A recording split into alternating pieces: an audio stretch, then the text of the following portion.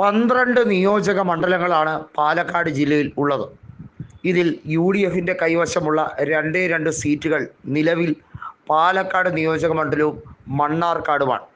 പാലക്കാട് നിയോജക മണ്ഡലത്തിലെ MLA youth കോൺഗ്രസിൻ്റെ സംസ്ഥാന അധ്യക്ഷനായ രാഹുൽ മാങ്കൂട്ടവും മണ്ണാർക്കാട് MLA N ഷംസുദ്ദീനുമാണ്. മുസ്ലിം ലീഗിനും കോൺഗ്രസിനുമായി ഒരേ ഒരു സീറ്റ്. എന്നാൽ പാലക്കാട് ജില്ലയിൽ കോൺഗ്രസിന് ജയിക്കാൻ കഴിയുന്ന ഒട്ടനവധി സീറ്റുകൾ ഉണ്ട് എന്നുള്ളത് കഴിഞ്ഞ നിയമസഭാ തെരഞ്ഞെടുപ്പിലെ വാശിയേറിയ പോരാട്ടത്തിൽ മനസ്സിലാക്കിയതാണ്.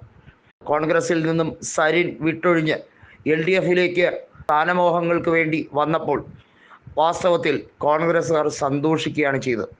ഇത്തരത്തിലുള്ള പുഴുക്കുത്തുകൾ, അധികാരത്തിന് വേണ്ടി മാത്രം കടിപിടി കൂടുന്ന ആളുകൾ കോൺഗ്രസ് വിടേണ്ടത് അനിവാര്യമാണ് എന്നുള്ള സന്ദേശം കൂടി വ്യക്തമാവുകയാണ്. നിലവിൽ സന്ദീപ് വാര്യർ BJP വിട്ട് കോൺഗ്രസിലേക്ക് വന്നത് പാലക്കാട് നഗരസഭയിൽ BJPയുടെ വോട്ടുകൾ കുറയുന്നതിന് കാരണമായതായി നമ്മൾ നിയമസഭാ തെരഞ്ഞെടുപ്പിൽ കണ്ടതാണ്. നഗരസഭയിൽ പോലും 4800 വോട്ടുകളുടെ ലീഡ് രാഹുൽ മാങ്കൂട്ടം നേടിയെടുത്തപ്പോൾ, അതായത് BJPയുടെ മുനിസിപ്പൽ ചെയർമാൻ കൂടി ഉള്ള നഗരസഭാ ഭരണം, അവിടെ പോലും അസ്ഥിരതയുണ്ട് എന്ന് മനസ്സിലായി കഴിഞ്ഞിരിക്കുകയാണ്. കാരണം കേരളത്തിൽ 2 നഗരസഭകളിലാണ് BJPക്ക് ഭരണമുള്ളത്. ഒന്ന് പാലക്കാട് നഗരസഭയും മറ്റൊന്ന് പന്തളവും. നിലവിൽ പാലക്കാട് ജില്ലയിൽ സന്ദീപ് വാര്യർ നോട്ടം വെച്ചിരിക്കുന്നത് കൃത്യമായും ഷൊർണൂർ മണ്ഡലമാണ്. ഷൊർണൂർ മണ്ഡലത്തിൽ തനിക്ക് വലിയ രീതിയിലുള്ള ആധിപത്യം നേടിയെടുക്കാൻ കഴിയുമെന്ന് അദ്ദേഹം ഉറപ്പിക്കുകയാണ്. നമുക്കറിയാം, മലമ്പുഴയും അതുപോലെ തന്നെ ചിറ്റൂരും ഒക്കെ ചേരുന്നതാണ് പാലക്കാട് ജില്ല. ചിറ്റൂരിൽ കഴിഞ്ഞ തവണ സുമേഷ് അച്യുതൻ പരാജയപ്പെട്ടെങ്കിലും വലിയ രീതിയിൽ തിരിച്ചു പിടിക്കാൻ ചിറ്റൂരിന് കഴിയും. പ്രത്യേകിച്ചും അച്യുതൻ 4 തവണ പ്രദാനം ചെയ്ത മണ്ഡലം കൂടിയാണ് ചിറ്റൂർ. ഇത്തരത്തിൽ വലിയ സീറ്റ് വ്യത്യാസം 2011 അപേക്ഷിച്ച് പാലക്കാട് ജില്ലയിൽ ഉണ്ടായിട്ടുണ്ട് എന്നുള്ളത് വ്യക്തമാണ്. 2011 പാലക്കാട് ജില്ലയിൽ ചിറ്റൂരും പട്ടാമ്പിയും ഒക്കെ കോൺഗ്രസിൻ്റെ കോട്ട കൊത്തളങ്ങളായിരുന്നു.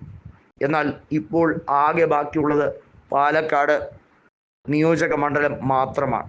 നിയമസഭാ തെരഞ്ഞെടുപ്പിന് ഇനി 1 കൊല്ലം ബാക്കി നിൽക്കെ ലോക്സഭാ തെരഞ്ഞെടുപ്പിൻ്റെ കണക്കെടുത്തു നോക്കിയാൽ VK ശ്രീകണ്ഠൻ മലമ്പുഴയിലും ഷൊർണൂരും ഒഴികെ ബാക്കി എല്ലാ മേഖലയിലും വലിയ രീതിയിലുള്ള ആധിപത്യം നേടിയെടുക്കാൻ കഴിയും. അതുകൊണ്ട് തന്നെ അദ്ദേഹം കൃത്യമായി പറയുകയാണ്, BJPയും CPIMും ചേർന്നുള്ള ഈ അഡ്ജസ്റ്റ്മെൻറ്റ്, പ്രത്യേകിച്ചും തൃത്താലയിൽ കഴിഞ്ഞ തവണ VT ബൽറാം 3000-ഓളം വോട്ടുകൾക്ക് പരാജയപ്പെട്ടത് BJP ഏകദേശം 6000-ഓളം വോട്ടുകൾ മറിച്ചതുകൊണ്ട് തന്നെയാണ്. അവിടെ തൃത്താലയിൽ VT ബൽറാമിനെ സംബന്ധിച്ചിടത്തോളം MP രാജേഷിനെ പരാജയപ്പെടുത്തുക അത്ര ബുദ്ധിമുട്ടുള്ള കാര്യമൊന്നും ആയിരുന്നില്ല. CPIMൻ്റെ സിറ്റിംഗ് സീറ്റാണ് 2011-ലും 2016-ലും VT ബൽറാം വിജയിച്ച് കയറിയത്. എന്നാൽ ഇക്കുറി 2026 പാലക്കാട് ജില്ലയിൽ ഗ്രാഫ് തിരിച്ചു വരും എന്നാണ് രാഹുൽ മാങ്കൂട്ടവും സന്ദീപ് വാര്യറും തുറന്നടിക്കുന്നത്. 12 സീറ്റിൽ UDF 10-ഉം LDF 2-മായി ചുരുങ്ങുമെന്നും അത് ഉൾട്ടയടിക്കുമെന്നും ഉറപ്പിച്ച് പറയുകയാണ്.